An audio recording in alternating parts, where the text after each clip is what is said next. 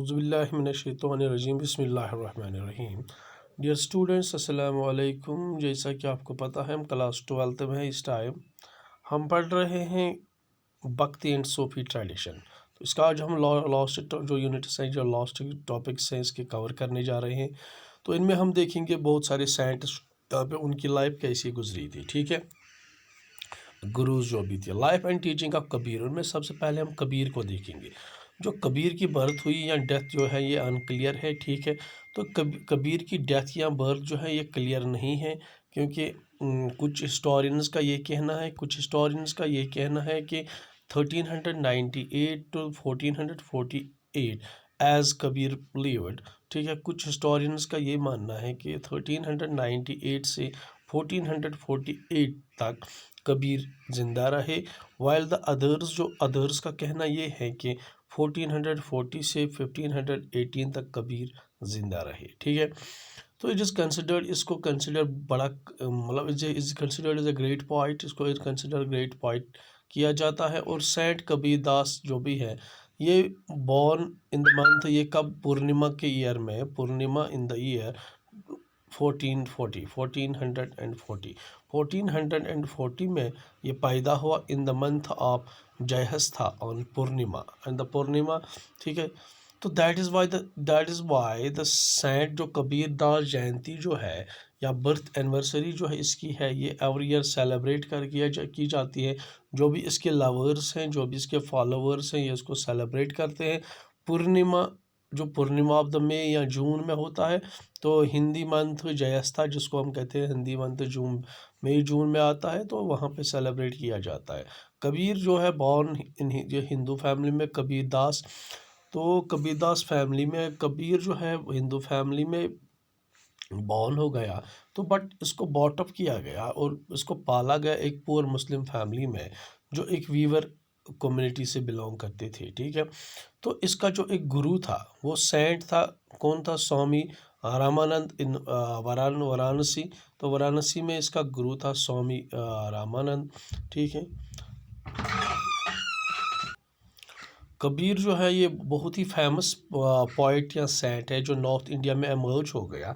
कबीर के जो वर्सेस है, कबीर की जो भी लिखाई है, जो भी उसके वर्सेस है, 3 डिस्टिंक्ट बट ओवरलैपिंग ट्रेडिशंस में आप देखोगे। ठीक है, you will find in the distinction overlapping traditions.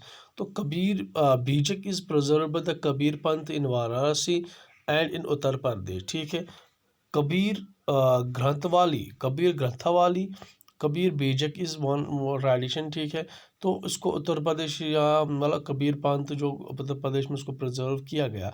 तो कबीर ग्रंथवाली जो है is associated with the Dadu Panth in Rajasthan. Many of his compositions जो भी आप देखोगे वो आदि ग्रंथ साहब में भी देख सकते हो। ठीक है, और कबीर की पोएम्स जो है ये सेवरल लैंग्वेजेस में कंपोज की गई, like the Ulatbansi he is also termed from the Vedic traditions, अलग द अनसीन। ठीक है, also termed from the Vedic traditions, जो भी अलग अनसीन या निराकार, फॉर्मलेस, ब्रह्मन, आत्मा, तो उसको अपने मतलब ट्रुथ को रिप्रेजेंट करने के लिए उसने इन टर्म्स का इस्तेमाल किया। ठीक है, तो अदर टर्म जो उसने इस्तेमाल की वो शाब्दा है, साउंड, शब्द साउंड जिसको हम कहते हैं, और सुनिया एम्पिटीनेस। ठीक, और ड्रॉन फ्रॉम द जो योगिक ट्रेडिशन से, योगिक ट्रेडिशन से उनको लिया गया। और उसने हमेशा जो भी कास्ट सिस्टम जो भी था उसको डिनाई किया, क्योंकि has never supported the caste system. और एक और बात है जो fraternity of Hindu and Muslims की, तो कास्ट, तो उसने हमेशा हिंदू मुस्लिम को भाईचारे का साथ दिया। ठीक है, ही always favour the Hindu and Muslim fraternity जो भी है, तो उसका साथ दे दिया। ठीक है, तो कुछ जो पोएम्स है, Sufi concept of the love to express Hindu practice of the naam simran. तो उसके बाद है, तो ये था कबीर का। तो इसके बाद life of teaching and Mirabai ये एक वुमन थी, एक औरत थी, ये बेस्ट नोन पॉइट थी विद इन द भक्ति ट्रेडिशन में। अगर आप किसी पॉइट का मतलब एक वुमन पॉइट के बारे में जानोगे, Mirabai is a best known. ठीक है, तो बायोग्राफीज़ जो उसकी रिकन्स्ट्रक्ट की गई, जो उसने भजनस, उसने जो एट्रीब्यूट भजनस लिखे, जो भी भजन उसने एट्रीब्यूट किए अपने आप को, तो वहाँ से उसकी जो उनसे वहाँ की बायोग्राफी लिखी गई है, ठीक है। तो ये एक राजपूत प्रिंसेस थी, ये एक राजपूत प्रिंसेस थी, मेवाड़ के राजपूत प्रिंसेस थी ये। तो उसने मैरी किया तो अपने मतलब against her will, views against her wishes, तो शी वॉज मैरिड, तो उसकी ख्वाहिश नहीं थी वहाँ से प्रिंस ऑफ मेवाड़ से शादी करने की, तो उसके विश के खिलाफ उसकी शादी हो गई, ठीक है। तो उसने और शी अपोजिट, उसने अपोज किया हमेशा अपने जो भी हस्बैंड है, उसका हस्बैंड जो था, शी अपोजिड हर, ठीक है। तो she opposed her husband and did not submit to the traditional rules of the wife, जो भी है mother, instead of accepting Krishna the avatars of Vishnu and her lovers, ठीक है। तो हर इन लॉज जो है, हर इन लॉज ने उसको पॉइजन देने की कोशिश की, बट वो वहाँ से बच निकली, तो वहाँ से वो निकल गई।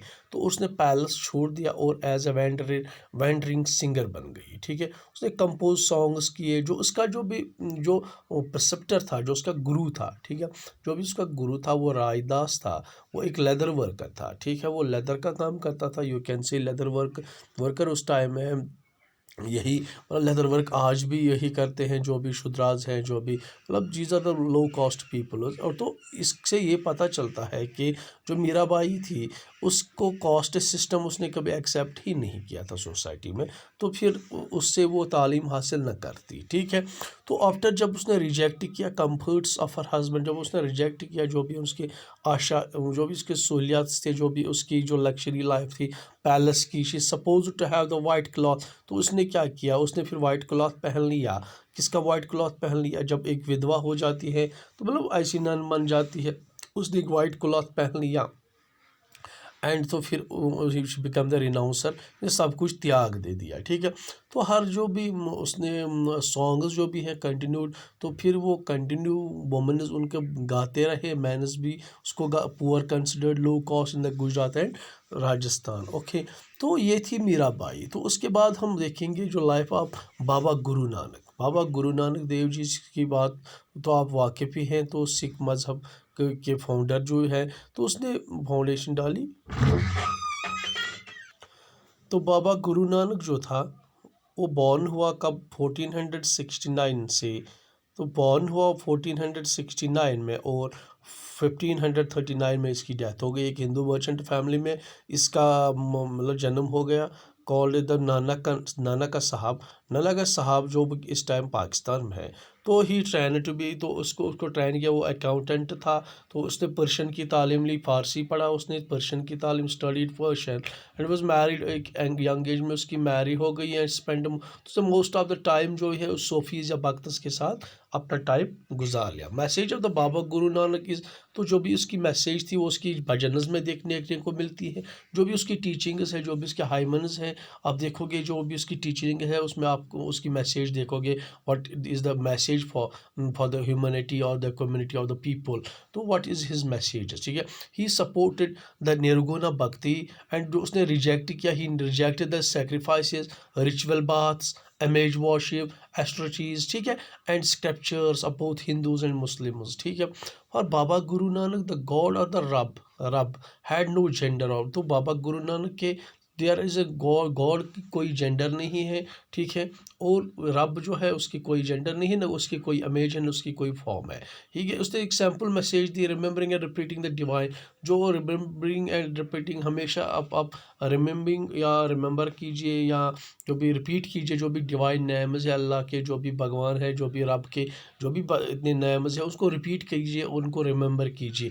तो इसने एक्सप्रेस किया अपने आइडियाज़ को उनको एक्सप्रेस किया हाइमन्स, जिन्होंने एक हाइमन्स में जो हाइमन जो उसके भजन थे, तो उनमें अपना एक्सप्रेस किया अपने आइडिया, शब्द कॉल्ड एज शब्द, इन पंजाबी में शब्द कहते हैं पंजाबी लैंग्वेज में, ठीक है। He appointed one of his discipline, उसने अपॉइंट किया अपने एक शागिर्द को उसने अपॉइंट किया, Angad to succeed him as a guru. तो उसने अंगद एक डिसिप्लिन को, मतलब अपना एक डिसिप्लिन था, उसका एक शागिर्द था जिसका नाम था अंगद, तो उसको उसने अपॉइंट किया कि मेरे बाद आप गुरु बन जाएंगे, ठीक है, तो प्रिसेप्टर बन जाओगे।